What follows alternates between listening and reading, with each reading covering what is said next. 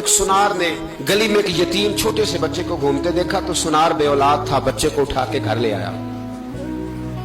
18 سال اس بچے کی پرورش کی، اس کو پالا پوسا جوان کیا۔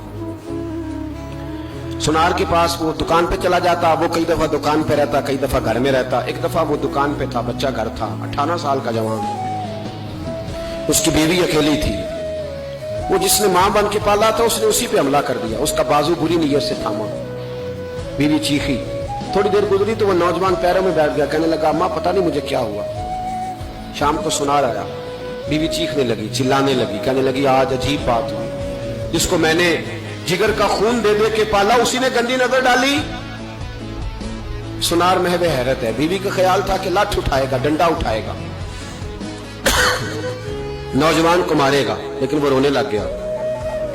اس نے کہا آج اس نے میرا بازو تھاما ہے، جانے کیا کیا ہے؟ پریشان ہونے لگ گیا، سجدے میں گر گیا، کہا تو بتاتا کیوں نہیں؟ تو وہ سنار کہنے لگا اس کی غلطی نہیں، 18 سال کے بعد آج مجھ پر بھی شیطان سوار ہوا تھا۔ ایک عورت آئی تھی، وہ اپنے بازوؤں میں چوڑیاں پہننا چاہتی تھی تو میں نے بھی گندی نظر سے ہاتھ ڈالا تھا، رب کریم نے مجھے فوراً اس کی سزا دی۔ جن کے گھروں میں بیٹیاں ہوتی ہیں ان کی نظریں گندی نہیں ہوتی، جو بیٹیوں کے باپ ہوتے ہیں، جو بہنوں کے بھائی ہوتے ہیں، ان کی نظریں گندی۔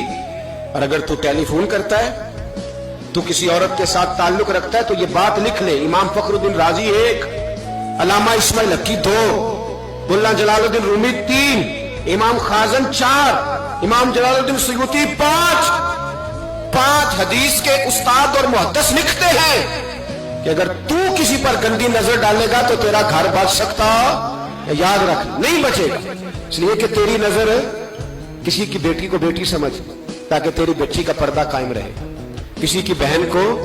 یہ کیا بات ہوئی کہ تو جتنا مرضی گند معاشرے میں پھیلاتا رہے تیرا گھر بچا رہے؟ یہ کیسے ہو سکتا ہے؟ فَإِنَّ لَهُ مَعِيشَةً ضَنْكَ، اللہ فرماتا ہے زندگی تنگ ہو جائے گی تیرے لیے مشکل، تو ڈھونڈتا پھرے گا کہ میں مرنے کو جگہ تلاش کروں۔